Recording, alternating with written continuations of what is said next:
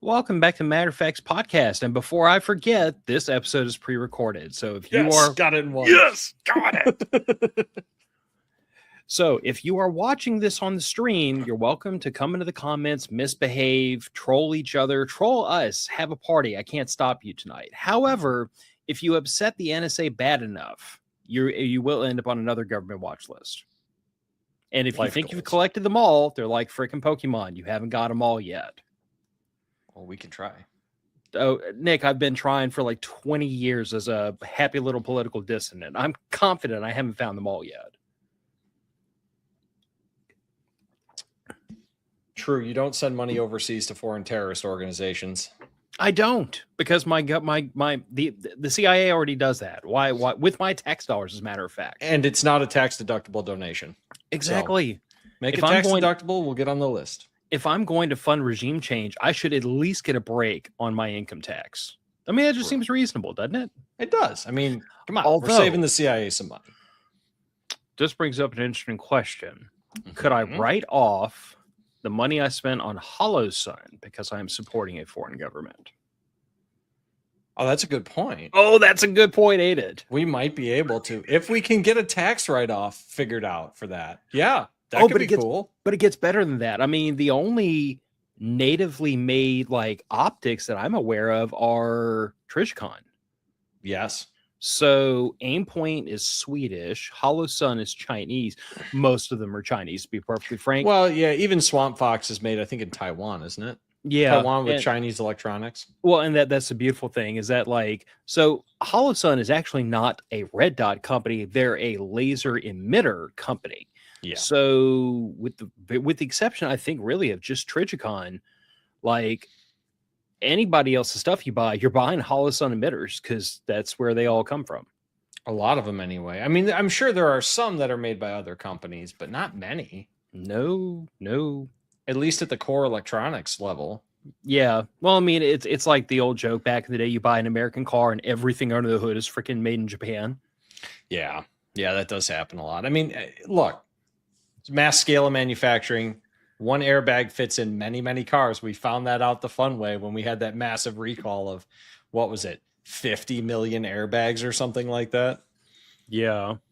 I actually had an interesting conversation with a coworker today. We were lamenting the fact that someone in my agency got the bright idea to offshore all of our IT resources to another agency with the understanding that, like, I was going to say to a foreign country. No. You can have them, but we still get to use them. And that has not worked out swimmingly because once they got them in their org chart, they figure, well, they're going to work on our priorities first and yours second. That's typically how that happens. Yeah. Yeah. So we had a burgeoning debate about the merits of outsourcing, offshoring versus vertical integration. And I pointed out to him, I'm like, you know what company has vertically integrated? Amazon. You know what company is making money hand over fist? Amazon. Yep. You know what companies are losing their behinds? Everyone that outsourced their shipping departments. Yes. Just thinking out loud. I mean, it's absolutely wild. Some of the things that Amazon has done in order to explode their business has been against the core thesis of big businesses for a very long time. But it works. My God, does it work? My God, does it work when it's well organized? Mm-hmm. That's the sticking point. Is there are not a whole lot of corporate leaders that are really good at organizing large scale things, and Amazon has hired most of them. Turns out. So before we get to topic, do you want to fill the listeners in on the what prompted the Emperor Palpatine meme that I sent you half an hour ago? Because I think it's a hilarious story, by the way. So for those of you that have been listening to the show for a minute, I have on and off mentioned my desire to acquire a boat. Not for the purpose of making firearms disappear. Correct. I already had a canoe. We've lost that. I've had kayaks. We lost some parts of the kayak. We got most of it back. My garage fits 2 cars. We own 2 cars. Okay. Garage is full. So I'm not going to spend, and if any of you have looked at boats, they're expensive as fuck, especially brand new. Do they depreciate? I would imagine rapidly. So. Okay. But not as much as you would think. A 10-year-old Lund is only like $7,000 or $8,000 less than a brand new one. They depreciate way less than cars. They don't get the time on them. They don't get the time on the motor. So it depreciates like a Toyota. Similar, yeah. I would say similar, yeah. Or like a quality built firearm. You know, knock 15% off the top and now you're reasonably used. Until you get to like 20, 25 years old, then they really go down fast. Funny you say that. My dad has a Smith & Wesson Model 39 that I am hoping I wind up inheriting after he's left. Appreciated in value. Not only has it appreciated a little bit, but if you, he still has the original purchase receipt from like 1973, I think. That's good paper. And when you look at that amount of money and you adjust it for inflation, it has actually kept up with inflation. So Smith & Wesson's inflation busting? Well, I wouldn't say like plastic fantastics, but like old because I mean, so like the Smith & Wessons, the 5900 series are kind of sought after because they're really great guns. And the 39 is actually not as desirable because it's the single stack 9mm. But they're so much less common because they were the single stack that it's kind of like there's the people that want them really do want them. Yeah. And this gun, I mean, it's old, I think 1970s blued finish. It looks like it was cut out of a piece of meteorite, wood grips. Oh, it's a beautiful gun. And I mean, my dad's had it for 50 years. Squeezing the double action trigger on that thing, it feels like a gunsmith has worked it over, but it's just the parts have polished themselves. So it's over 50 years of shooting. Absolutely. I mean, wearing it in is the ideal way to fit that stuff because then it's perfectly aligned and it's perfectly smooth. But you know, back to the garage idea. Back to the garage idea for the boat that is. I need a second garage or a bigger garage. All right. My property that we live on is at the end of the subdivision that was built back in the 50s and early 60s, late 50s, early 60s. There was a road proposed that would run along my property. Okay. On call it the east side, along the east side of my property. That road was never built. That road was never dug. It only appears on a single plat map for the subdivision. One plat map. It was pinned, but they never did anything with it since like the subdivision closed. I think the last house was built in 62 or 63, something like that. Since then, the prior owner of the property I live on bought that section of road or acquired it somehow and built a garage on it. That's the garage we're currently using. Right in the middle of this road. Okay. Bill, are you familiar with road easements and how much the setback is from a road for most buildings? It's a little less than the garage in the middle of the road. About 30 feet on either side of the proposed road. Okay. Not only is my garage in the middle of the road, and the driveway goes right down the middle of the road, which asphalt in the middle of the road makes sense. County's got no problem with the asphalt in the middle of the road. The yard light, the patio, the concrete patio that we have next to the garage, and part of my house are all within the easement boundaries of where stuff is not supposed to be built. Stuff is not supposed to be built around the road that they themselves did not build. Right, correct. That was never built and was never truly intended to be built, as proven by the multi-hundred-year-old trees that also line the middle of where this road never was. This sounds like some government nonsense. We have a road that does not exist. We have a land parcel that was sold to the prior property owner. And we have a building built with a permit that doesn't specify where the building was to be built. Sounds like government. Right. Now, in my county, at that time, you just had to get the permit to build the structure, and they would look at it when it was done. They never measured anything. They didn't check any of it. So when I go to the county with my current plat of survey done by a professional surveyor in this area that has been around for a very long time, excellent surveyors. I know some of the people that work there, great people. It shows my garage, where it is. And they found the pins for the road. So they put them on the plat. And the lady at the county says, well, according to the county, that road was never removed from the plats. So the road exists by law. Exists. Exactly. Exists. So they told me, and now this is their words. They said, I'm not a lawyer. You need to get this road plat voided or vacated. Yeah, vacated, I think, is the term they use. Yeah. I said, how do you do that? I said, well, typically you would go to the person that platted the subdivision and have them vacate that road. Say, hey, yep, we're never going to build this road. Sign a piece of paper, we're never going to build this road. Great.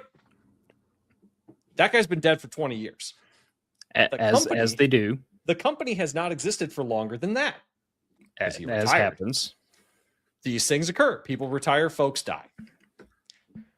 So I tell that to the county, and the county planning and zoning board says, well, we don't know what the process would be in order to void that in this case.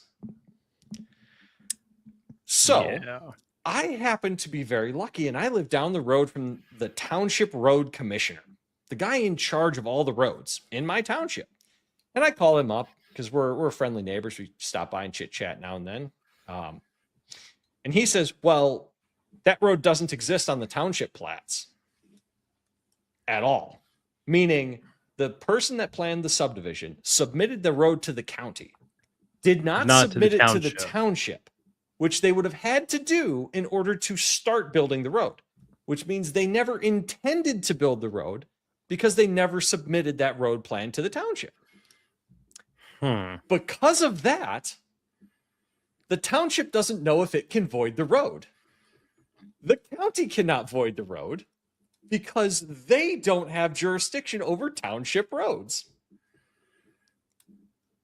So we get the township supervisor to come out to my property this afternoon. This has all happened since lunchtime today.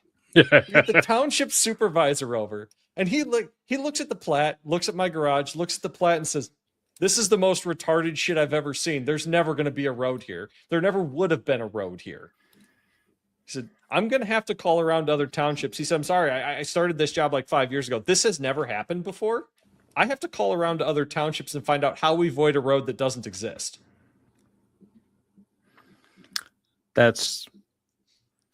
So that's been my afternoon. I got a decent workout in, which is great. Made me feel a little better. I have half of what I poured for whiskey after the workout left.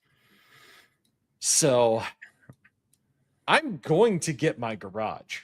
Come hell or high water, I am getting my garage. We're going to have to go through some mid-level government fuckery that shouldn't happen over a road that has never existed to build a garage to someday buy a boat so that I can eventually go fishing. So, Nick, where exactly is the line between angry little libertarian and rabid anarchist? Honestly, man, at this point, I'm riding that line because I could have just built that fucking garage and not told anybody because the county never comes out here. The fucking township wouldn't give a shit because I drink beer with the township road commissioner. Nobody would have known or cared until I sell this place in 30 years. Why the hell I try to play along with the rules I will never understand. I know a guy that owns a skid loader. I know a concrete crew. I can make all of this shit happen faster than the county can stop me if I wanted to. Okay, but there is a certain personality on the autism spectrum that just inherently wants to follow rules because they're rules. I know what the policy is. I know what the rules are. I know how to build a building. I can do all of this. I can subcontract it. We can be done with this. It could be so easy. All I wanted to do was get somebody to say, yep, there is physically space for the building here. Start getting bids for the concrete. So what I'm hearing is that the next time you want to do something that involves permits, you might just choose violence. Honestly, man, This is why I tell people that I am really riding the edge of tolerating what the government has decided and decreed to be the good. I know how to build things well beyond code. I can do electrical. I can do plumbing. I can do foundations. I can do roofs. I can do rough and finish carpentry. Hell, I can even lay tile, turns out. But can't paint for shit because I don't see colors right. But because fuckwits are too dumb to do it correctly, we have to have this mid-level bureaucracy telling me, sorry, that thing that doesn't exist is in the way of the thing you want to make exist. Oh, but that's not all they told you. They told you that your garage that has been there for how long? Since 1979. Is intruding on their imaginary road. Correct. Yes. Yes. And that if something were to ever happen to that garage, not only should I not be allowed to repair it, I can't replace it either. So instead of allowing me to build another garage, increasing the taxable value of my property, which is a net benefit to the county, paying people to build the garage on my property, which is a net benefit to the county, now I have to get in a pissing match with, well, the township people are actually on my side about this. They think this is dumb.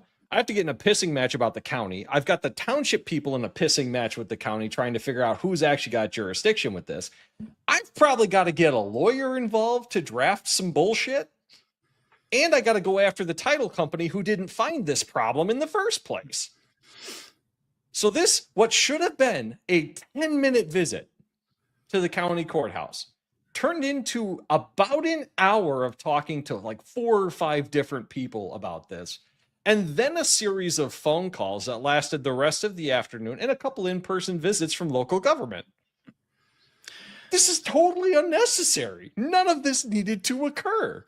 Yes. Well, your level of outrage is pretty close to mine because I recently had to teach myself how to do the tax documents for a nonprofit in this country. There's a reason why I do things for profit. The taxes are easier. And that annoys me 10 times as much. Mm-hmm. But not only does it involve filling out an extraneously long, stupid form to say, we made money, we spent money, and you can't tax any of it because 501c3. We did all that paperwork already. But then there's a little footnote at the bottom that says, if you are a 501c3, you also have to fill out this other form. And I went and got that other form. And it is basically a retelling of the reason why we qualify to be a 501c3. Because we're a 501c3. You have this paperwork. I'm out, but I have to fill it out and explain these are all the reasons why, and these are the things we do. And I have to file that form with the tax form every single year. You know, they're going to change that form between this year and next year, so you can't just copy paste, right? God's honest truth, like this whole experience, like all of the headache in starting this nonprofit and keeping it legally above board has convinced me that freaking cocaine dealers are the smartest of all of us because they just decided up front, screw it, we ball. I am not skirting your rules. I am not bending them. I am not even breaking them. I'm just not acknowledging they exist, and I'm going to do what I want. Honestly, man, it is very hard for me to emotionally justify to myself obeying the rules anymore. Because satanic cannibalist pedophiles are apparently above the law because they're important to government. Well, they always have been above the law, not important. But a road that doesn't exist requires me to get a lawyer and to go to a township meeting and for township to possibly derive a policy that doesn't exist to remove a road that never existed at all. But satanic pedophiles, that's okay. But a fucking 2-car garage built to code with stamped engineering plans, which is my entire plan to do, that's the true evil. A fucking 2-car garage is the true evil. I'm glad you finally understand and accept that. Oh, it just, honestly, dude, I've joked with my wife before that I should just start cooking meth because honestly, it would be so easy to do. I had a chemistry professor in college, and I think I've told this story on the podcast before. He was a Soviet scientist that defected back during the Cold War. And he used to, one of the things he did for the Russian military was make meth. And the show Breaking Bad was very popular at the time, and a couple of us were talking about it before class started. And he said, "Oh, that show's ridiculous. You don't need all of that stuff. Let me tell you how to make meth." And then he goes up to the chalkboard, turns around and says, "Are any of you currently addicted to methamphetamines?" And nobody says, "Good, don't start." And then he begins to write out the instructions for how to make methamphetamines, lab grade methamphetamines. And I'm like, I guess I take notes. I don't know if this is on the test. So I have that somewhere. Good Lord. I mean, I don't know, like following the rules or attempting to follow the rules has become burdensome beyond reason, in my opinion. Yes. Especially in Illinois. My God. I was about to say, I 7 levels of government. I want to say Illinois is probably have to deal with for this. I want to say Illinois might be worse than most, but Illinois has one of the densest as far as stackings of governmental organizations for any like individual, because there's city, state, county, and township, and then district. So you could have up to 5, possibly 6 or 7, because aldermen can get involved, levels of government that you have to deal with whenever anything happens at all.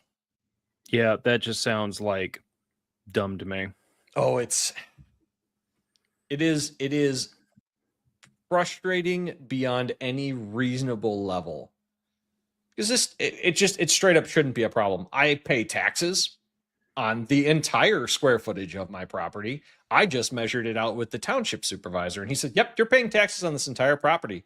In my opinion, as the township supervisor, my professional opinion is you can do what you want with that building, as long as you are 10 feet from any of the other structures.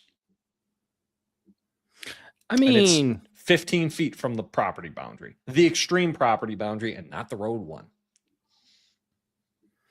I mean, you know, my whole end on this, it's like I pay for the property. I should be able to do with the property pretty much what I want up to the moment that I endanger my neighbors.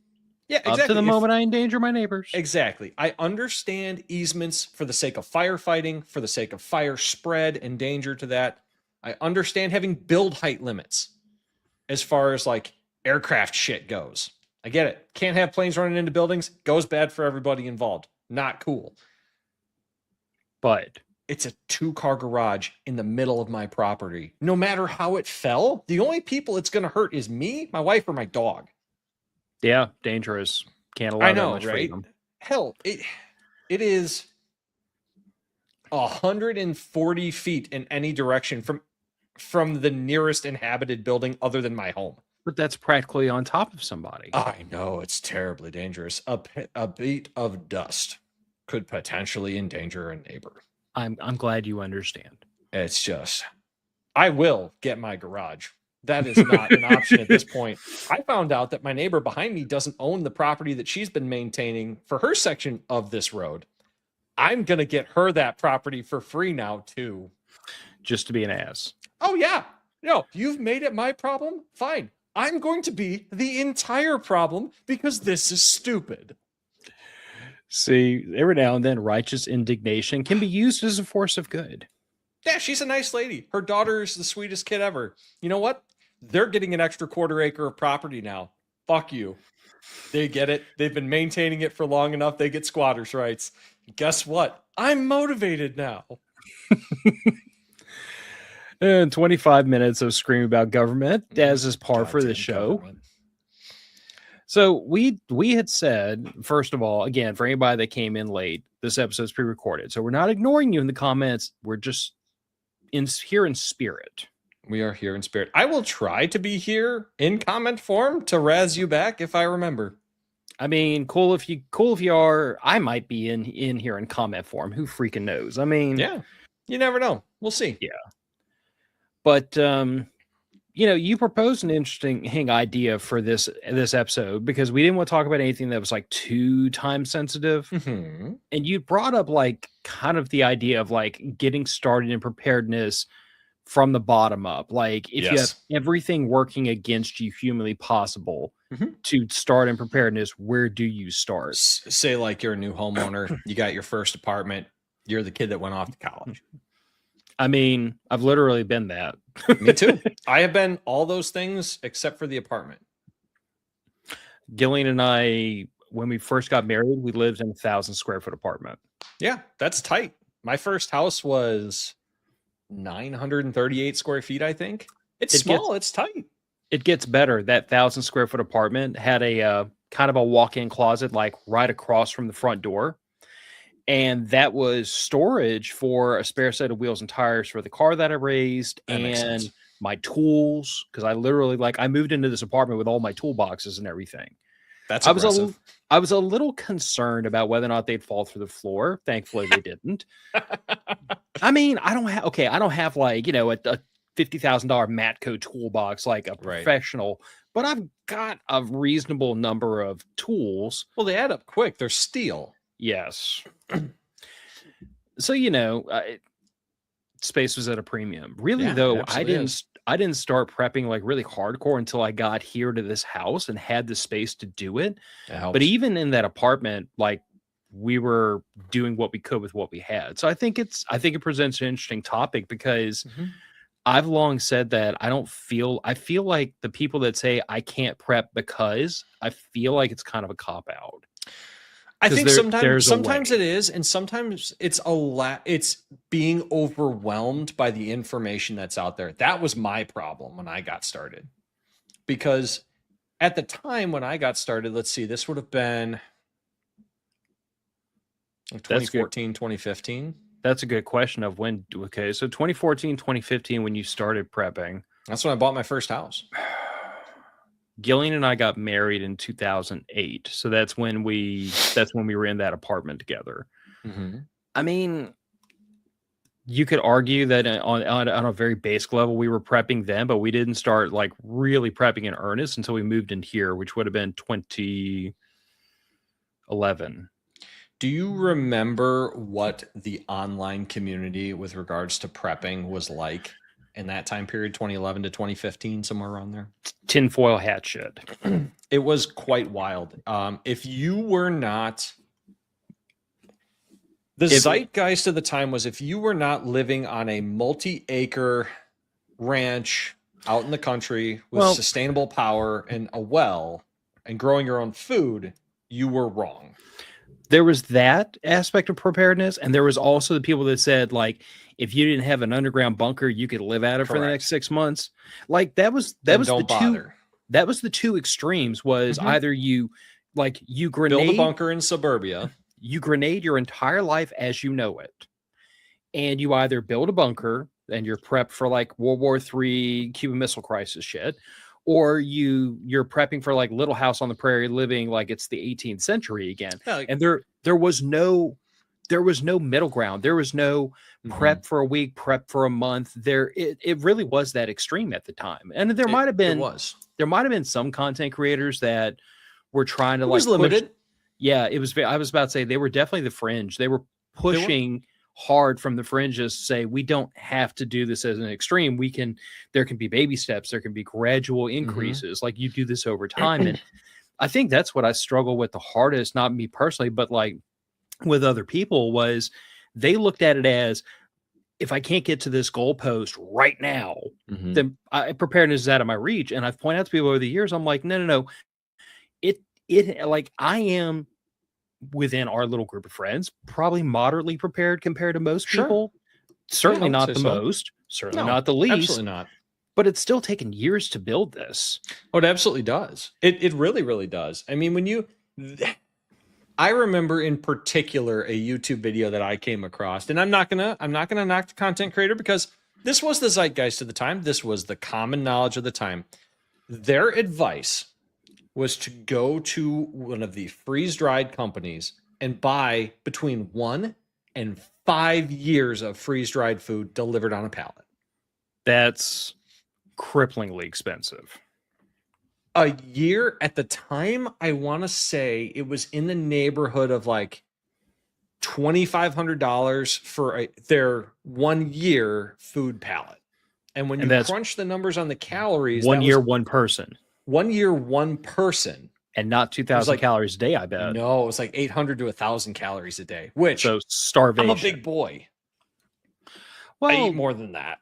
Well, and not to mention, like, we've talked about this whenever we have a talk about like food prepping. Like, if we end up in that situation, as much as I don't think it's like the first thing you should be preparing for, but if we end up in the situation where like the power grid goes out, it's never coming back on, right? Technically possible. You are going to burn so many goddamn calories because everything you do is going to be a lot harder than it used to be. There will be no like push a button on a microwave and food comes out of it. Everything gets harder. And this is like the reason why I enjoy camping, because when you're camping, yeah, I mean, you go out there, you have your food, you have your fridge, you have your jacket, you have all that stuff, whatever you bring to camping. You're in like, it's not exactly like living like Mad Max, but it's still a good analog for preparedness because everything's harder. Everything takes longer. The simple act of making breakfast now involves setting up a stove, pulling out all your stuff, cooking, boiling water to make the coffee. The camp chores are not just take it to a sink and then wash everything out, put it in the dishwasher. Everything takes longer and everything takes more work, which means it's good practice. But that means that whole 2,000 calories a day is a baseline now because you're going to burn a lot more than that.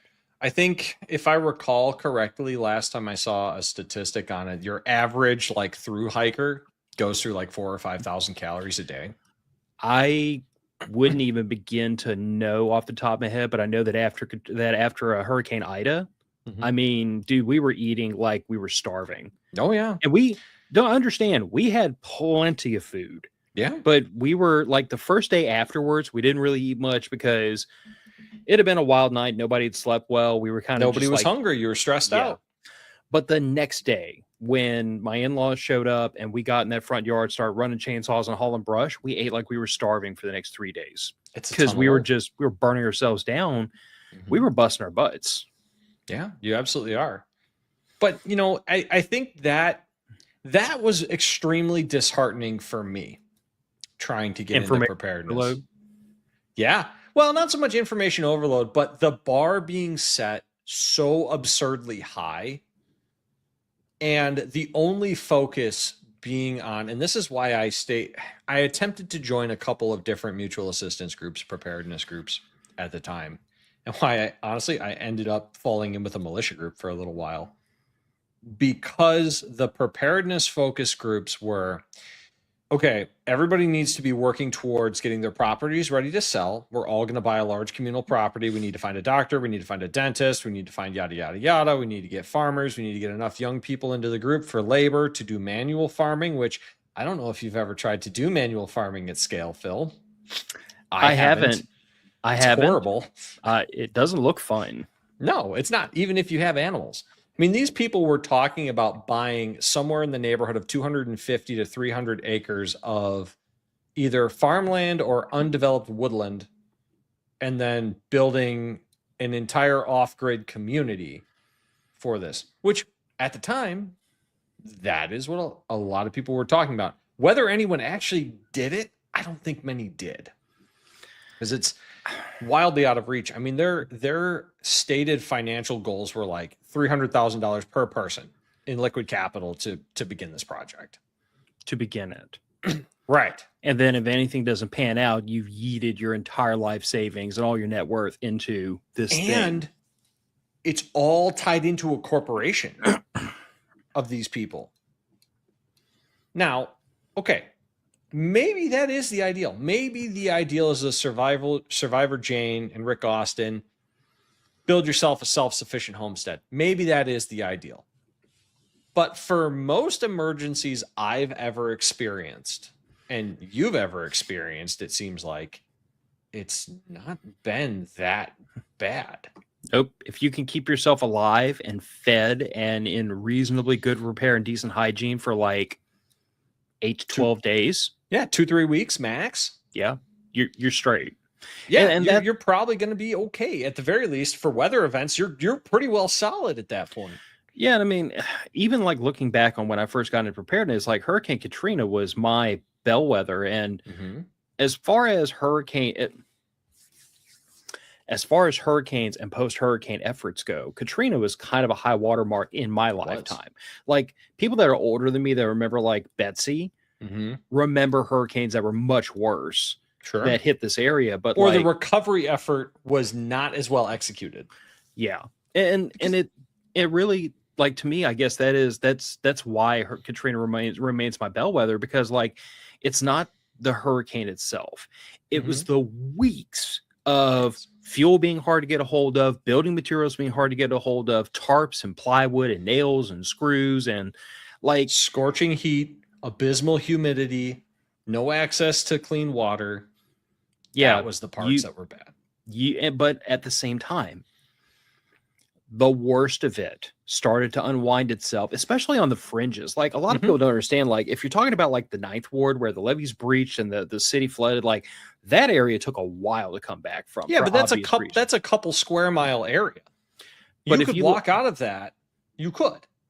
Yeah, but if you look at like the surrounding areas like Slidell, where my family lived, and this area, and Hammond, where my wife lived at the time, like if you look at the suburbs around New Orleans, they came back within a few weeks. Like once the trees were cleared off the power lines, the grid was restored.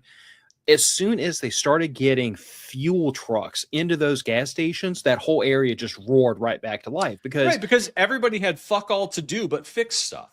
Yeah. You know, but I guess that's kind of my thing is like my experience with emergency situations is that the majority of them, a week, 2 weeks, 4 weeks on a high side. Yeah. As long as you've got enough food, water, and everything to handle yourself for that period of time, you're probably going to be okay. That's why for people in my personal life, and I've advocated it on this podcast as well, I think 3 months, if you can do 3 months, you've covered yourself for 99.999% of whatever could happen. If you can cover yourself for a month, you're probably set for 95% of what's ever going to happen. Yeah. And I think that's what I've tried to impress upon people that just get started in preparedness is like, if you're long-term outset, like you're prepared to do like Stewart and spend the next 30 years bear in mind that like Stewart is nearing retirement age. He is. And he's been into this lifestyle since I believe he was a late teenager. Yep. That's what I remember him saying. Yeah. We need to get him on here. I've said that a few times. I will harass him. He's been into preparedness as long as I've been alive, since 1980 freaking 2. Yeah. And if you want to take that long lens and say, my eventual goal is to be able to just like nail my front and back door shut and live in this home out of what I have put away for a year, cool. But you don't have to get to a year to have achieved something meaningful. Oh, I would agree. If you can get to 2 weeks, you've achieved an exceptionally meaningful resiliency. If you can get to 3 weeks, you just covered 90% of your emergencies. Yep. When it snowed down here, and I understand 8 inches of snow is hilarious to most y'all. 8 inches of snow, and we're doing burnouts and donuts in the Walmart parking lot, bud. But 8 inches of snow in New Orleans. Oh, I know. You have no plows. Is literally the apocalypse. It's literally the apocalypse. The whole southern half of the state shut down. And rightly so. Yeah. But here's the thing of it. As long as we could have kept ourselves fed and warm without going to the grocery store without problems for the next 3 days, that problem's going to unwind itself. Because it melted. It all went away on its own. And if the power had gone out, as long as we had a method to keep the house warm, keep the pipes from freezing, keep ourselves fed. Fortunately, we're in a situation where we have gas service to the house. So like we're going to run the stove. We're going to run the fireplace. Like we're going to be fine. Yeah. It's going to be uncomfortable, but you'll sort it out. It's basically just winter camping, which my family also doesn't do. That's understandable. I've been winter camping more than a few times, and it can get rough. It can get rough. I think the coldest I've ever had this family on a camping trip, it was like high 40s, and my marriage was threatened. When I was in Scouts, we had a kid that moved up from Florida and joined our troop. Oh, that poor I was in middle bastard. school, and he moved in December, and in Oof. February we did our winter camp out. The first day we got there, it was like 28, and we got 12 and a half inches of snow. The next day, the cold front came through, and it dropped down to -11. Oh God. And blowing wind. And we were there from Friday night to Sunday morning. Y'all took pity on the poor bastard, right? Oh, we did. We piled everything we could on top of that kid. His winter jacket that his parents bought him was what I would call like a light fall jacket around here. He just wasn't ready for it. He wasn't ready for it. They had no concept of how cold it was going to be. He had like a 30-degree sleeping bag, which was nowhere near sufficient. Oh no. He didn't have Under Armour or anything like that. But we set the kid up just fine because every one of us brought like 3 extra sweatshirts. So we piled him deep, and he was As fine. you do. As you do. You got to look out for your friends, right? And hell, what are you going to have? You want to have a cold casualty that you now have to first aid as a Boy Scout troop? That's going to look like shit. Having prepared friends is a blessing. It absolutely is. But you know, I've always said to people that getting started in preparedness is boring. It's boring. You know, I think the first thing you have to do is you take an inventory of your house. Take an inventory of your house. Look at what you do and don't have. If you find yourself going through your house, and I don't mean a write pen and paper inventory. I'm not talking about an Excel sheet. I'm talking just go into every room in your house, open every cabinet, look at it. If you don't find a fire extinguisher in your house, period, you have a problem that can be addressed for under $100 and can potentially save you an insurance claim on a kitchen fire burning half your house down. You know, everybody has electronic devices on them constantly right now. Do you know what the number one cause of house fires is right now, Phil? Unattended electrical devices plugged into charge. Shitty, cheap chargers lighting on fire on wall outlets. Yeah. I know 2 different families when I was in high school and a third since high school that have had their house either burned down or partially burned due to a gas station $3 charger. Now, one of them was for an iPhone. One of them was for an iPad. Or no, iPhone, iPod. And I think the other one was, I want to say it was a knockoff cordless tool battery charger. And they left the battery plugged in, and it just, the whole thing caught fire. The lithium went up, and then the house was gone. It's boring. Make a list of all the foods you normally buy in a 1-week period. And then the next week, just buy a little extra of the non-perishables. I encourage everybody to take that whole idea of an inventory just one step further, though. More than just look and see what you have. Look at everything with the thought in your head of, are these things mission critical or not? And when I say mission critical, I don't mean like nice to have, and I don't necessarily mean makes life pleasant, but I mean, like, am I going to be significantly screwed over if I don't have this thing? And if the answer is yes, and you only have one, is the amount you have sufficient to last 1 week, 2 weeks, whatever your starting point is? Yeah, because if it's a cast iron Dutch oven, I mean, you can hit that thing with a hammer and it's fine. And likewise, if it's a big old 5-pound bag of rice, 1 5-pound bag of rice is more than plenty to last a couple of weeks. Oh, but absolutely. If a 5-pound bag of rice is down to this much, now it's a problem.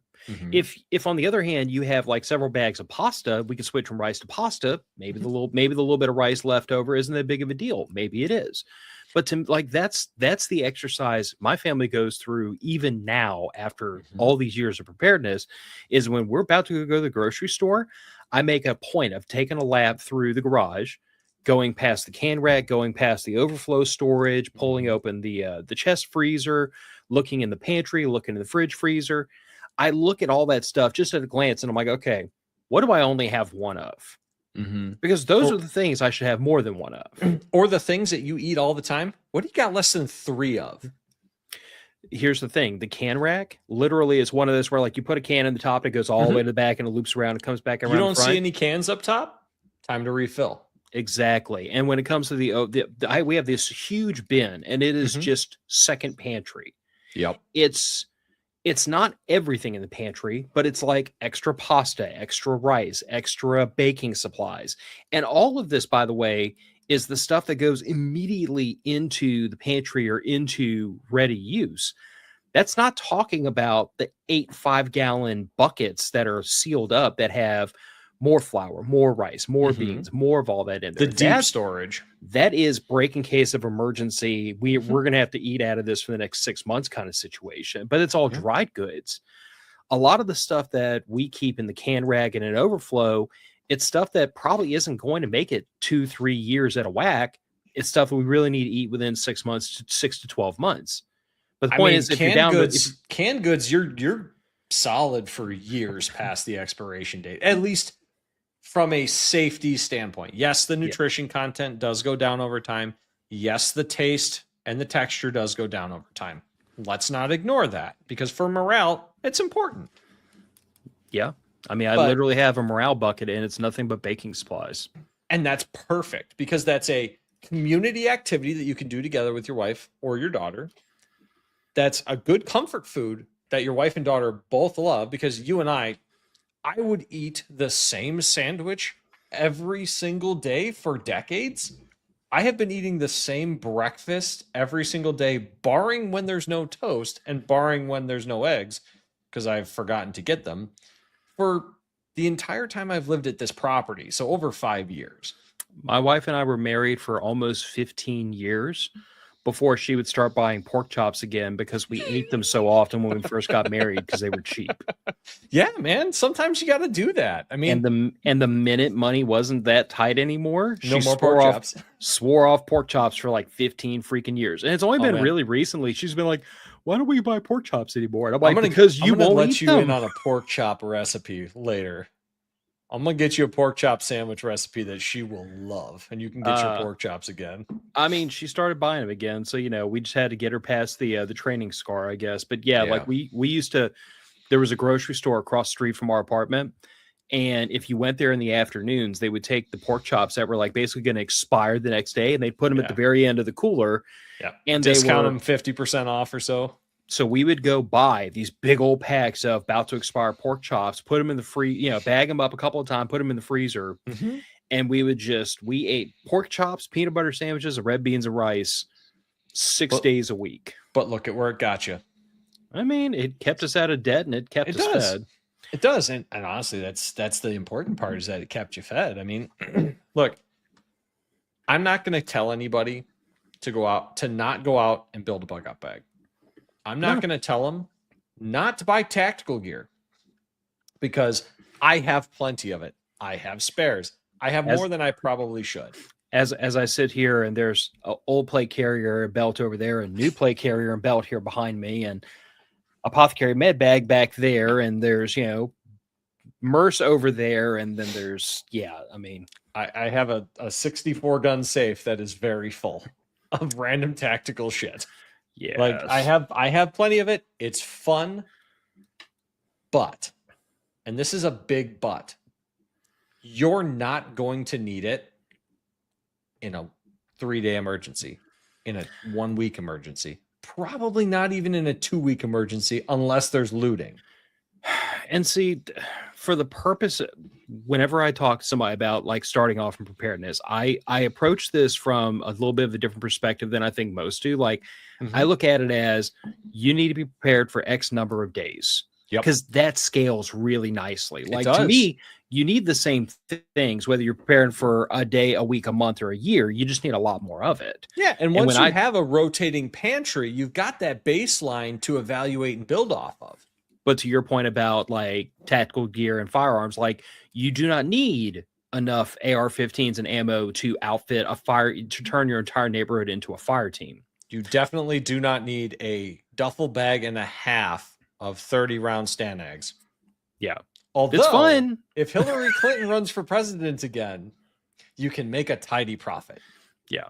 But I would say, like, I have always told people, like, if you're just starting off and you are just starting off, go get yourself a 9mm handgun. Yes. Get 3 magazines. Mm-hmm. A lot of them will come with 3. Most of them come with 2. Most you want to get with 2 now.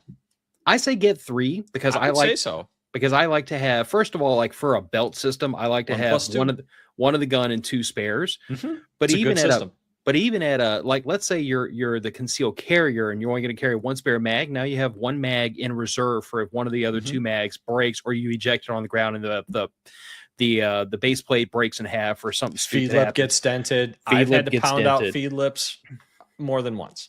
Yeah. I mean, so now you have basic. Get that. Get 200 rounds of 9mm ammo. 200 rounds of ammo will solve a whole lot of problems if someone is trying to threaten your safety and your livelihood in your home. I would argue that for the vast majority of civilian use case for self-defense, the statistics have been bared out pretty well on this one. Most of the time, you draw down on somebody, that solves the problem. Yep. If it doesn't, a couple rounds judiciously applied solves most problems. The ones that it does not solve, most people mag dump. Yep. And then that solved the problem. And the reason why it ended at 1 mag is because they paused to reload and reevaluate the situation. But again, I'm starting at 3 days. Let's say it's not quite Mad Max, but it's a 3-day emergency. You need to have enough ammo to deal with problems for the next 3 days. If it happens. The first magazine you burn down doesn't mean you're totally out. Yeah, you need a little bit of extra for training time here and there. So start with the 9mm, get 3 mags, get 200 rounds. Get that, get enough food, and get water figured out for 3 days. Assume that you're non-perishable food for 3 days to a week. Yeah, non-perishable. And if for anybody that says you have to go out and get like the really expensive freeze-dried crap, go get a 5-pound bag of rice and a 5-pound bag of dried beans and learn how to friggin' soak them and boil them, and you'll be fine. Honestly, if you have a pantry with 5 or 6 different types of canned food, and you have a couple of each and a 1-pound bag of rice, you're good for 3 days. Yeah. As long as there's some kind of canned meat in there for protein to bulk it out, rice, some vegetables, some fruit, stuff like that, you're probably okay because you've already got what's in your fridge that's in your normally consumed. And you're going to eat what's in the fridge in the first 2 days anyway, so it doesn't go bad. And assume that your house is a viable source of shelter. Yeah. Yeah, that's a fair assumption, I think. Figure out sanitation. Like, that's one thing I don't think a lot of people like. A lot of people, when they get into preparedness, you know, they're laser focused on the guns. Maybe their brain guns goes, are fun. Maybe their brain goes awesome to the medical stuff. Maybe it takes a detour at the food and water, but most people totally forget about what you do with all the human waste that comes out of y'all's bodies. So and you know what my water pressure used prep is? Baby wipes. Extra case of toilet paper. Oh yeah. Extra case of toilet paper. Because every time something happens, anytime anything happens, fucking toilet paper is out of stock. And bearing in mind that we kind of front loaded this talking about like worst case scenario for preparedness to start off at apartments. Yeah. A lot of people don't think about this, but if the water pressure goes to 0, the higher up off the ground you go, the faster your water pressure goes down. Yep. So if you don't have water pressure, then you have no way to fill the toilet to make the thing flush. This is one of those moments in time where like you need to think ahead, and you need to have a backup plan. Personally, I've got a 35-gallon trash can off the back of the house that's tapped into the downspouts. Every time it rains, I got 35 gallons out there. Yep. And that's 35 gallons for bucket baths, for flushing toilets, for whatever else. I still, to this day, I have most of the stuff I need. I need to pick up some supplies and everything and figure it out how I'm going to do it. But composting toilet? No, I've got 55-gallon rain barrels. And I don't want to tap them into the downspouts on the house because I don't have a good way to do it and not have it be like a total freaking eyesore. Which, let's be fair. You live in an urban area or suburban area. Yeah, suburb. So it needs to look respectable, let's say, or commonplace enough that it's not going to draw a ton of attention. So what I'm thinking is that I have a garden shed in the backyard, fairly decent sized one, and I saved a non-destroyed piece of gutter when I had to have the gutters redone after Ida. So my plan has been to affix that chunk of gutter to the backside of that shed. That'll work. And then downspout that and run that kind of like I haven't decided yet if I dig under the ground so it's easier to mow around or however I do it, but tap into that to fill those 2 55-gallon rain barrels. Because you get enough rain. Yeah, I mean, even the garden, even just half the roof of that garden shed, it's gonna be enough. But my point is, especially for your most common emergency, which is hurricanes, you get too much rain. Yeah.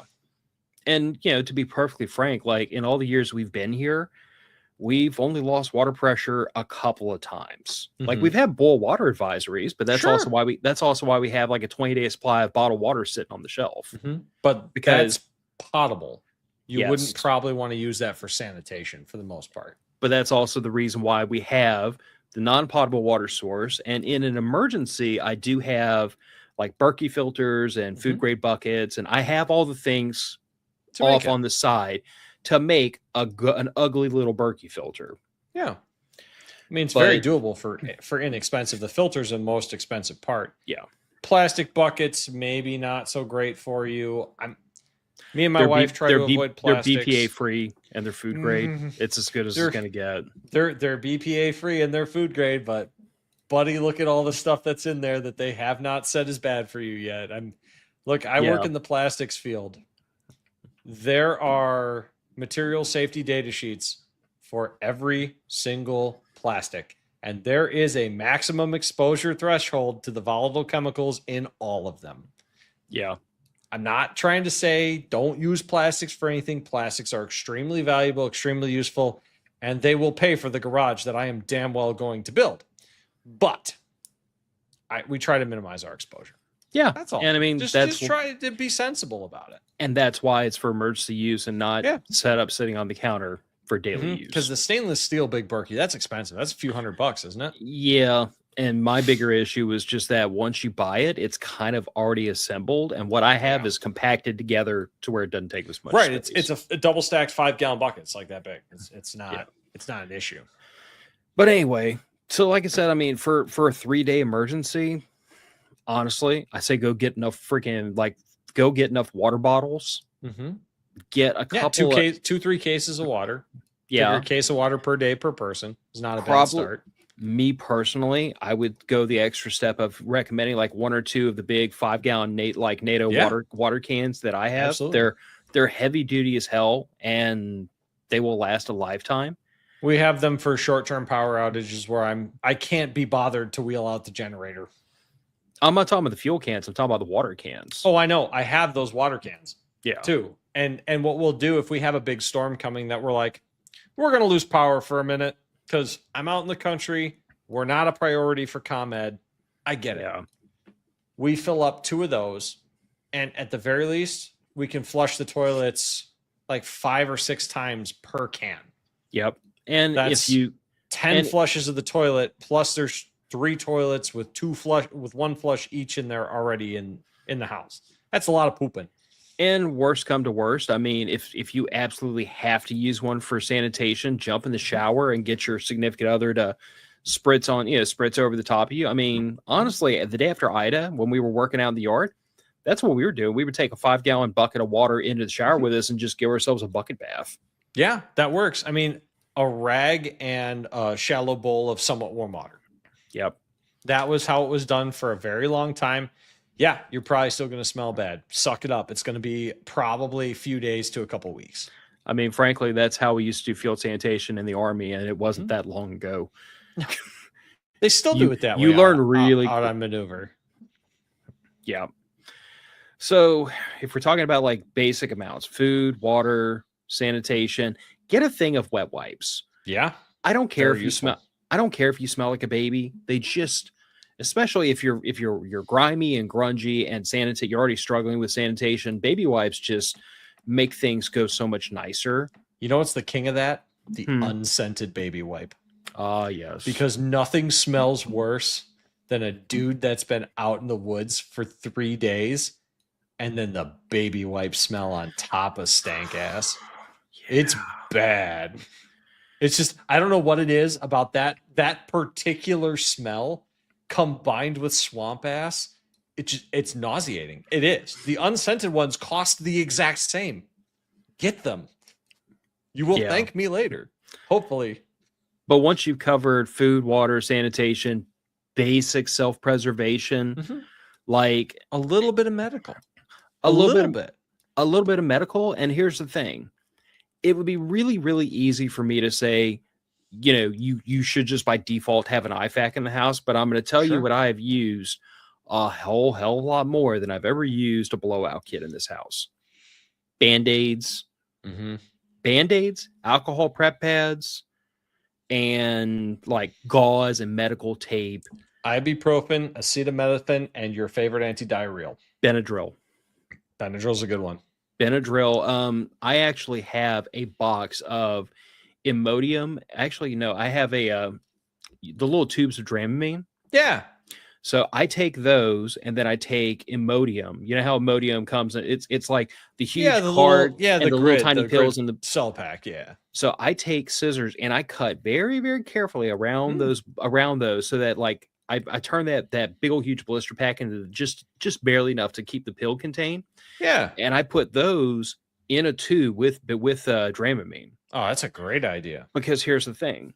If, let's say, you are violently ill and you're having a case of upchucks and downchucks at the same time, everyone's lived through that at least once. It's not pretty.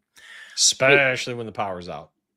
A double dose of Dramamine, not always, but usually, will arrest the throwing up. It will at the very least minimize it. Yeah. It may not on the level of like, what's the prescription stuff? Ondansetron. Yeah. My wife was given that for something no, I think she was given Dramamine for that. But yeah, anyway. there's a prescription stuff, and it's escaped me right this minute. But 2 Dramamine isn't quite to that level, but it's pretty close. And if you pair that up with an Imodium, it will stop the upchucks and the downchucks. Or at a minimum, it'll minimize it. So like I actually keep that in my work bag, because if I'm an hour away from home and I become violently ill, the last thing you need when you're on the freeway. Yes. Everybody's been there too, man. Anybody that's been on a road trip and eaten bad food from whatever restaurant has been there. Yeah. The gas station sushi was ill-advised and will have its revenge. Honestly, though, if it's a Casey's, the gas station sushi is probably safe. More than likely. We don't have Casey's around here. Their food is very good. Would eat. Around here, it's the gas station fried chicken, which sounds like an awful idea to anybody that has never been to the Deep South. Dude, I would trust anyone from the Deep South with fried chicken. That just sounds like a recipe for a great time. I mean, bear in mind that Popeye's chicken is originally from New Orleans. It is, isn't it? Yes, the franchise was started by Al Copeland himself before he started the Al Copeland restaurants and Cheesecake Bistro or Cheesecake Factory, I forget. Anyway, something with cheesecake. Yeah, but I honestly, man, I think 3 days is an excellent goal for anyone starting, because we did a 1 week of food for under $100 or $150. Yep. A while back. 1 week per person. I came in at like 90 something bucks, and I was on the low end. And I think it was you or Andrew who had the high end. It was only I was on the high end because I had fruits and veg. But purpose. even your menu was only like 100. I thought it was closer to like 128 or something like that. Could have been. I mean, canned fruits and vegetables at Sam's Club is not that expensive. Yeah, it was perfectly reasonable, but more than just reasonable cost-wise to put all these things together, the amount of space we're talking about taking up is not that much. I think when I figured it out, it was less than 3 cubic feet. For the food, but also add in, 200 rounds of ammo. Yeah. Less than half a shoebox. Bulk pack. The water. Smaller than your box. a 3-day supply of bottled water, that's going to take up a little bit of space, but still you're looking at a not few cases of water if you yeah, go the least convenient route for storage. a box of like Band-Aids and your basic medical stuff. Most of that stuff is probably already in your in your bathroom, and what I have underneath my sink is literally just like it's one of those like collapsing fabric containers, and it's just filled to the brim with extra Band-Aids, like bulk packs of stuff, because I'm looking at it as not prepping for 3 days, but like if, let's say, you just can't buy Band-Aids at the store anymore, like society hasn't shut down. No, but you just got some supply chain disruption, which we have seen recently. And it pays to have over the counters and Band-Aids and toilet paper and things like that on standby. Phil, do you have REI near you?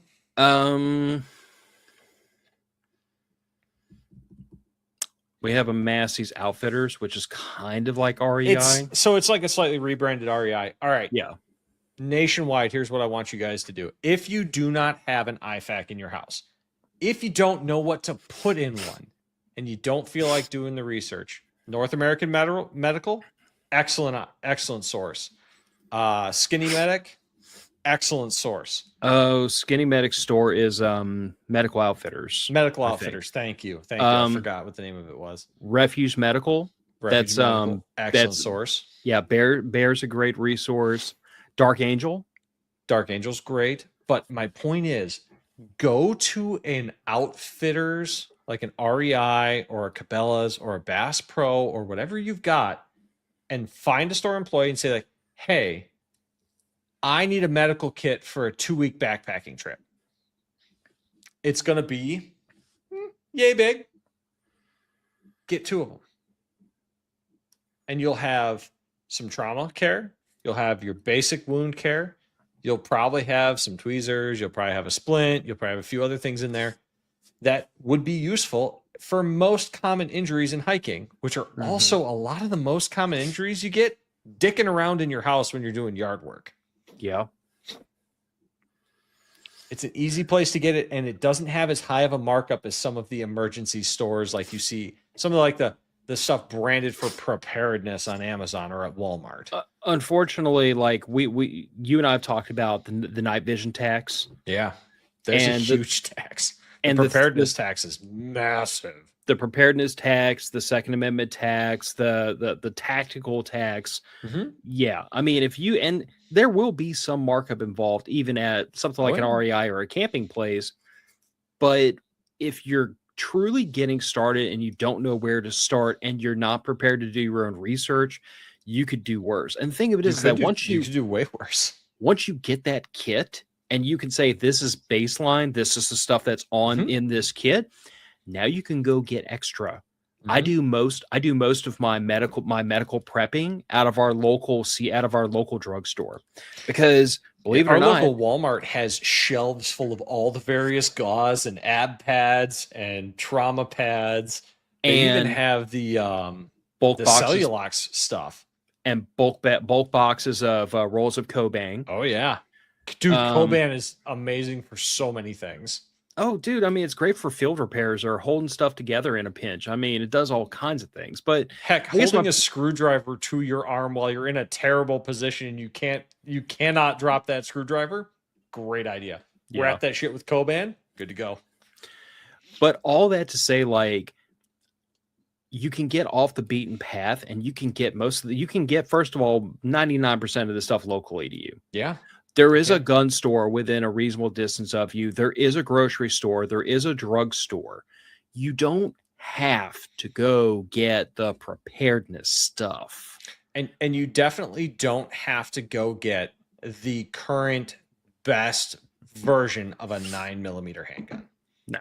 I'm going to tell you that if you go to a gun store and you literally like walk in and ask them, do you have anything that's police trade-in? Yep. They'll probably have one or two. It will be carried often, fired minimally, and it will have more holster wear than wear on the internals. It probably will. I mean, very rarely do you run into a cop that shoots as much as like you or I do. Even now, as limited as my shooting has come down to. Yeah. But honestly, like, I don't personally see the barriers that have been advertised to me about preparedness. And a lot of it's also because like the community itself has changed. Like It has. there are more when I started this podcast 10 years ago.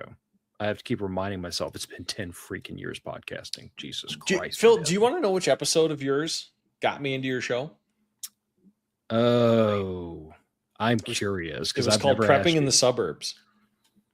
No shit.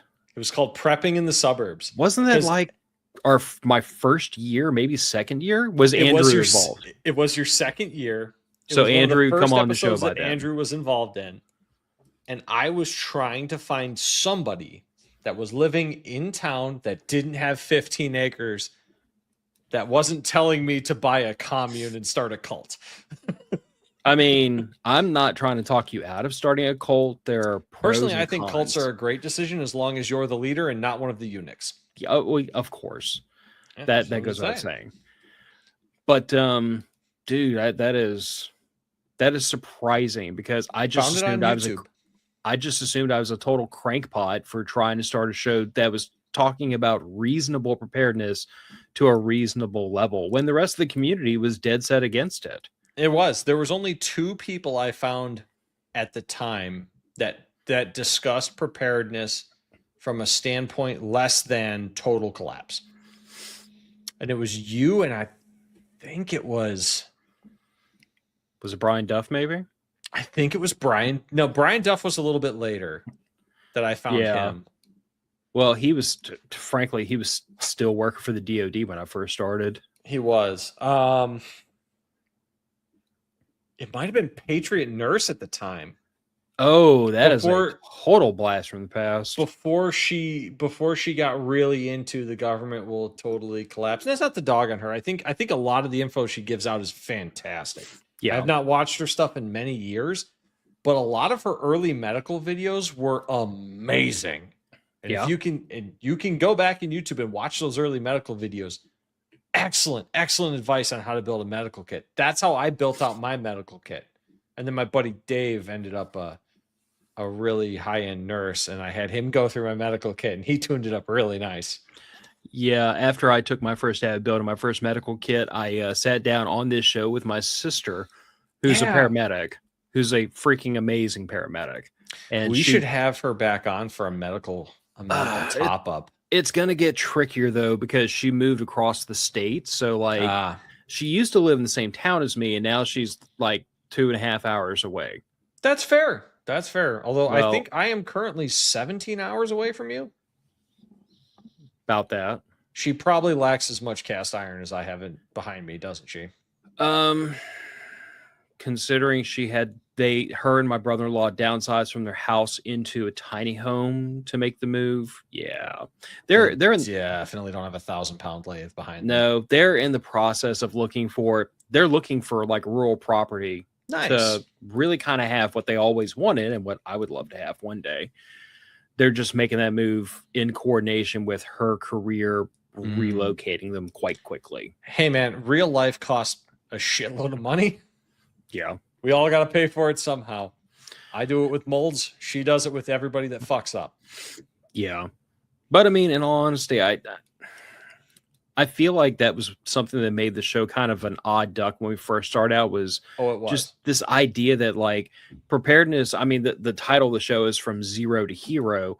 Mm-hmm. And really what I meant was like, you come in off the streets, you have no earthly idea what you're doing. And I think the perception is that you have to go to Mad Max all in one jump. Like if you're not Burt Gummer levels of prepared, there's no point in even trying. And I've always pushed back against that so hard because that was an actual sentiment put out by a number of big content creators back in the day. And that I am so glad has gone away.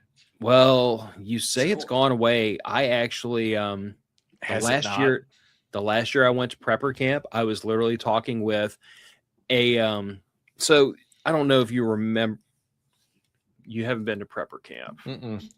So there's another. I probably will not go. I like our summer camp. There's more dogs. I pet many dogs.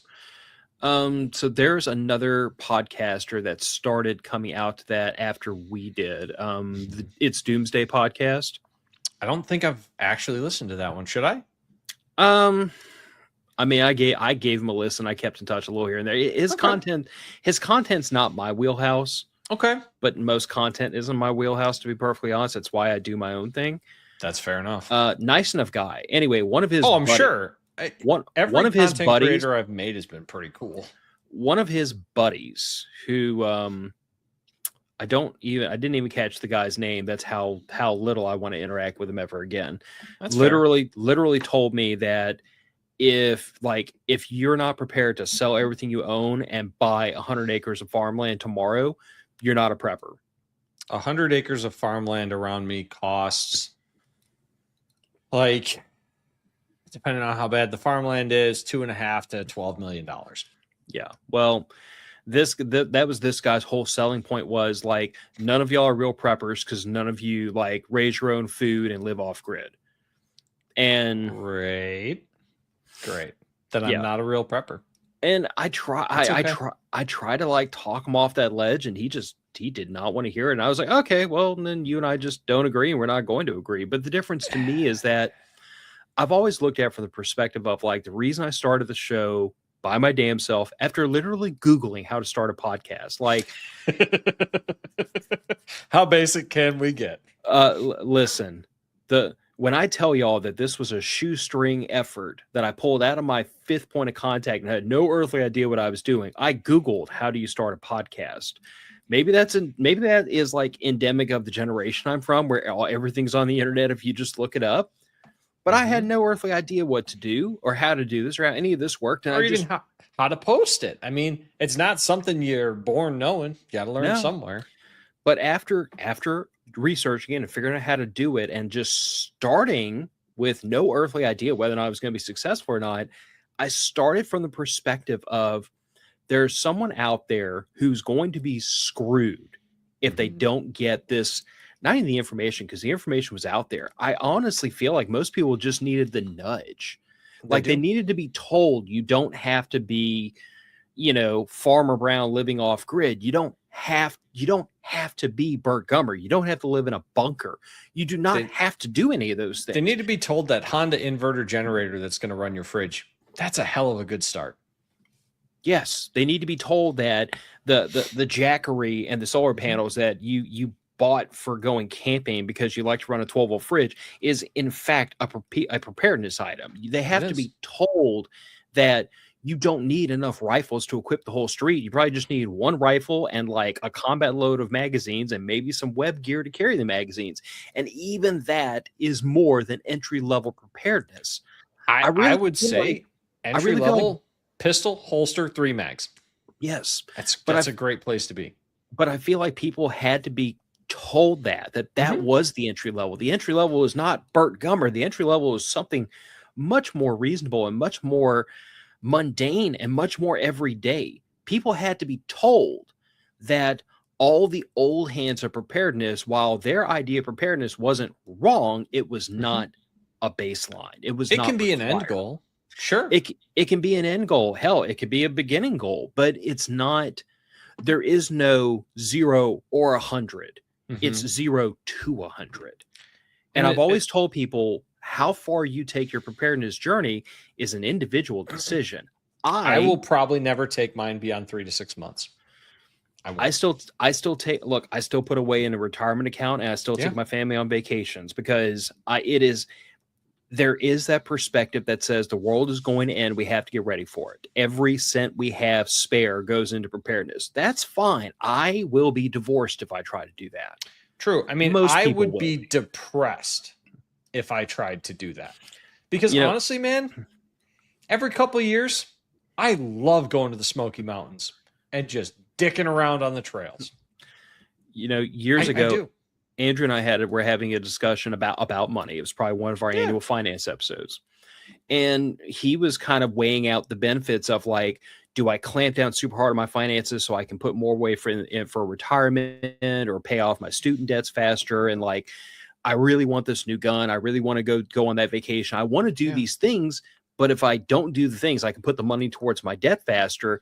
And what I'd always told Andrew was, I'm like, it's not a question of do I do this or this 100%. It's what balance point makes sense for you. Like if you want to take the vacation, take the vacation. Just do it knowing that the opportunity cost for taking that $2,000 vacation is I don't pay off $2,000 of debt. For fuck's sake, if I find out one of you is paying for a vacation on a goddamn credit card, I will harass you in person or online, whichever is more convenient.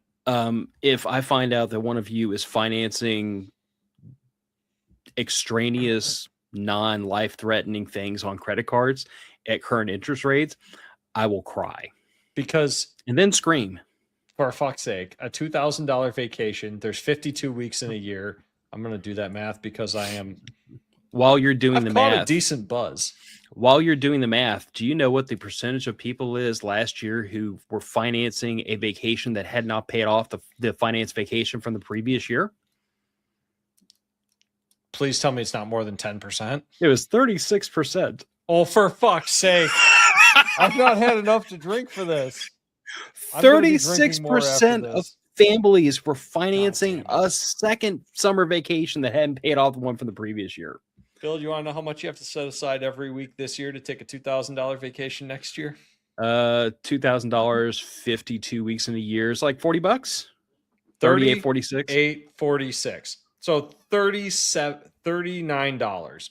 Put $39 away this year. Every week, you can take a $2,000 vacation. Hell, you could under $75 a year. You can take a $4,000 vacation every year if you just don't do it the first year. I'll do you one better than that. You could put away $50 a week, and now you have some slack for when bills get tight, like around Christmas or birthdays or holidays or things like that. $50 a week. Yes, it's where it starts. I mean, I got into an argument at one point on Reddit with someone, and I realize arguing with people on Reddit is like punching children. There's no good outcome here. So you're not that old, but that is this is an old man screams at sky moment. You were arguing with people on Reddit. Oh, I was over finances, and I was subbed to a financial advice subreddit at one point. Okay, because I was trying to better myself. And one of the people on there he made $150,000 a year. He had like $250,000 in debt, and he was paycheck to paycheck.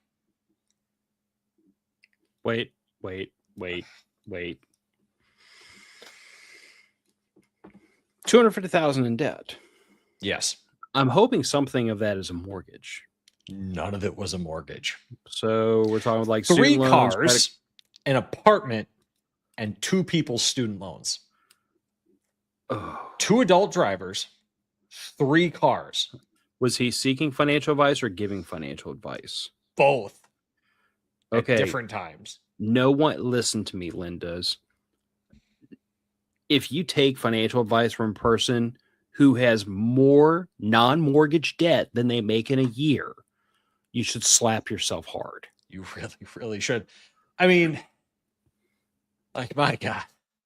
And the thing I advocated for that started this argument, that attracted this person to shit on my argument, was that if you cannot, at the end of the week, put $50 in a savings account, after your bills are paid, at the end of every week, $50.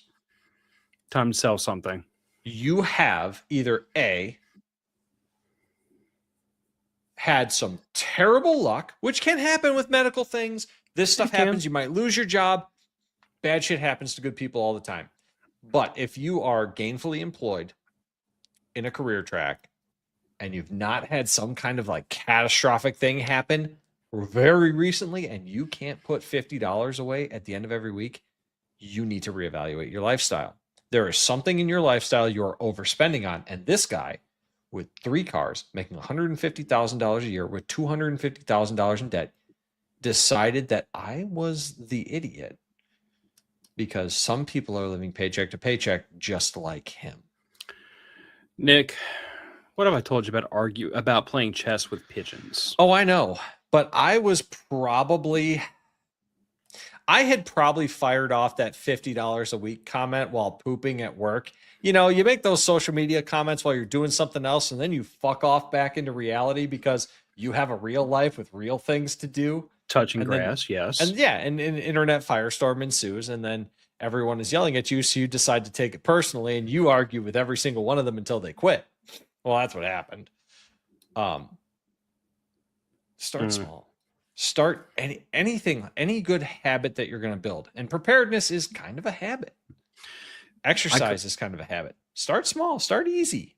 Build those little wins. I call preparedness a lifestyle because it's something that, like, once you integrate it into your life, it starts to influence parts of your life you don't expect. Preparedness was part of the reason why I managed my finances the way I did back in the days when I started saving for retirement. Back in the days when I made substantially less money than I do now, and money was really tight, I budgeted my money.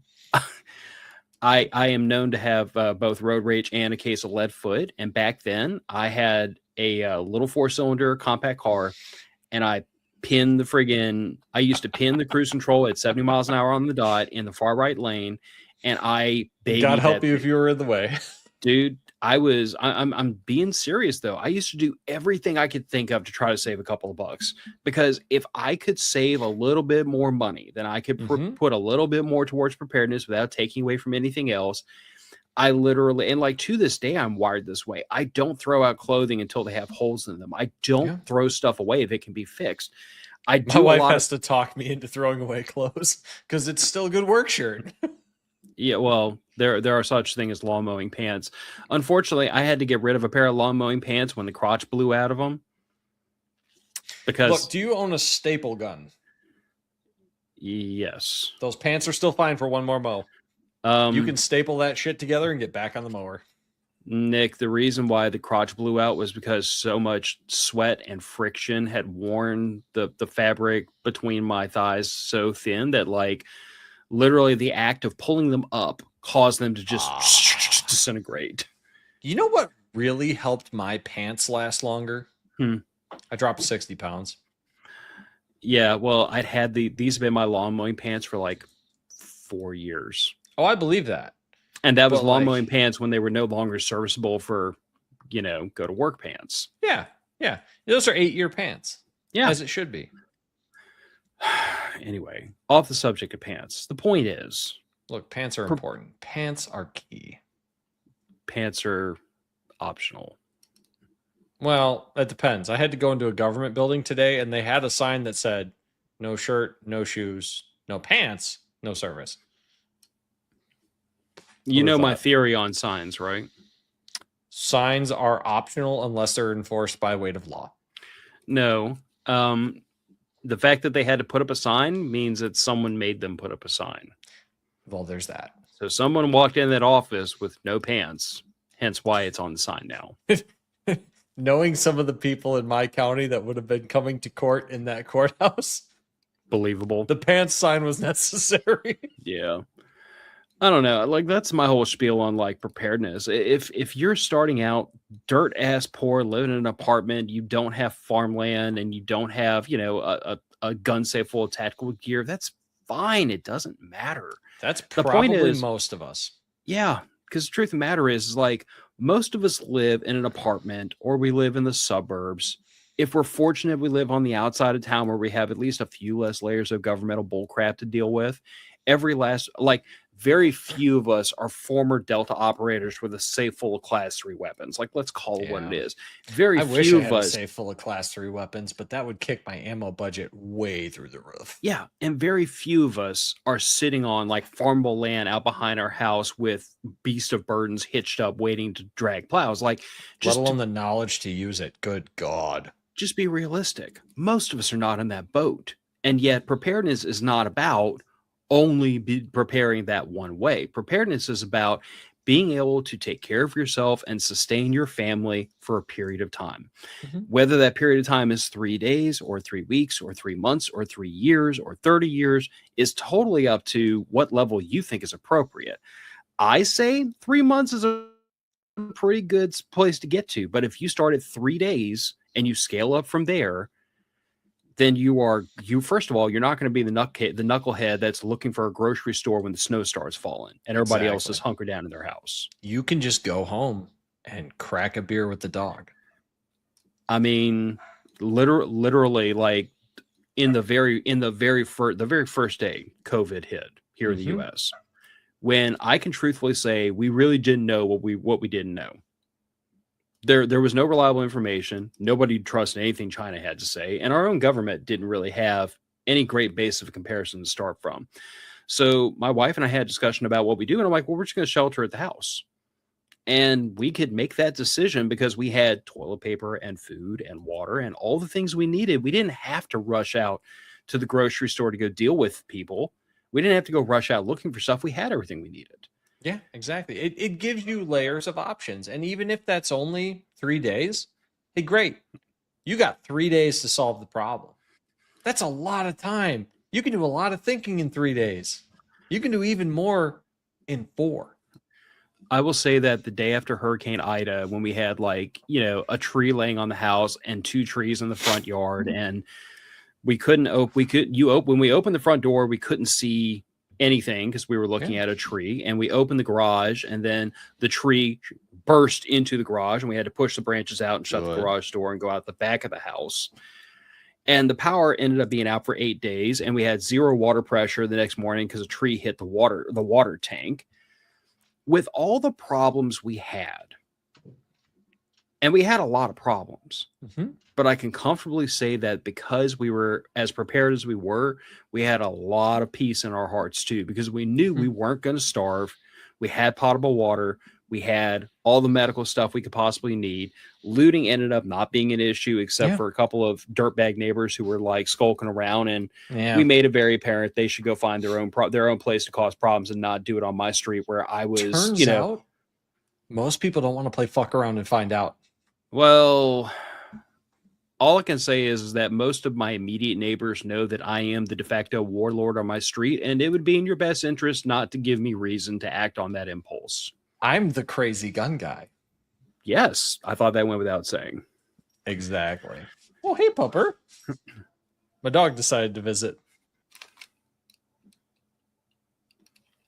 I keep hearing a noise, and I can't tell where it's coming from. No, it's a whining noise. Anyway. Huh. But anyway. It might be my dog you're hearing through your headphones. It's not dog. Huh. I'm not sure what it is. I'll probably hear it as soon as we sign off. Check your refrigerator. Could be your compressor.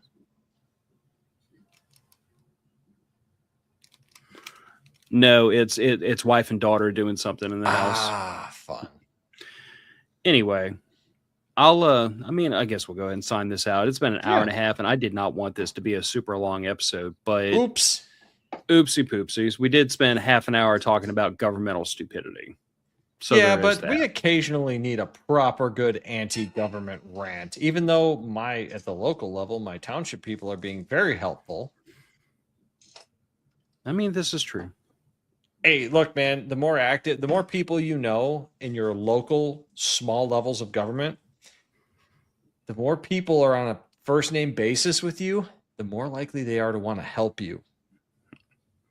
This is Sometimes true. It pays off. But the county, those bastards. Yeah, they'll get their comeuppance. Oh, they will. And I will have my garage. And as far as the topic goes, I mean, best thing I tell you is, preparedness is like a savings account. It is. The best day to start is yesterday, and the second best day to start is today. Yep, absolutely. But I really hope that in 2020, in the year of our Lord 2026, I would hope that those voices that said be Burt Gummer or be old Farmer Brown have been largely drowned out by the people that are saying, no, we can be prepared. We can be preppers and not do that. There's more than one way. Yeah, absolutely.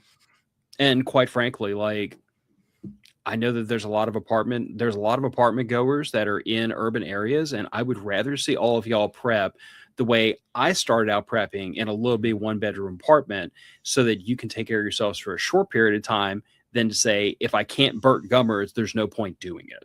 Exactly. That's not the message to me. Any little bit you can take off of the recovery effort yourself by looking out for yourself, the faster the recovery occurs. Yeah. And for purely selfish reasons, I trust FEMA like gas station tacos. 0% trust in them. So instead of sitting in your house hoping and praying that someone in government actually manages to do the right thing by accident, we should probably have a plan to take care of ourselves that doesn't involve things outside of our immediate domain and control. Absolutely. Couldn't agree more. All right. Well, this is going to go out to the audience on March the 12th. I told Stuart, like, I'm not going to share it on public, in the public realm, but I'll probably tell the rest of the patrons, like, I've got some family stuff going on, which is why this episode is pre-recorded going out to y'all. I didn't want to leave y'all hanging, but I have a suspicion that on March 12th, I'm going to be up to my eyeballs in personal things. So we occasionally do this where we pre-record an episode. It's not my preference because I don't get the pleasure of y'all in the comments, and there's something lost there when you don't have that organic back and forth. There does seem to be, for sure. I mean, hey, it's like you and I always say on this: family comes first, and life happens. So we do these when we have to. We go live every other time. Yep. So we'll roll this one out the door. If you leave comments, even here on like YouTube, Rumble, Facebook, wherever you're watching, I can't promise you I'll see them, but I might. You never know. But if this happens to be an episode that you caught and you don't catch us every other week, you should probably stick around because it's Thursday, 7:30 p.m. Central, 8:30 Eastern, and we'll be back in another week. Good night, everybody. Good night.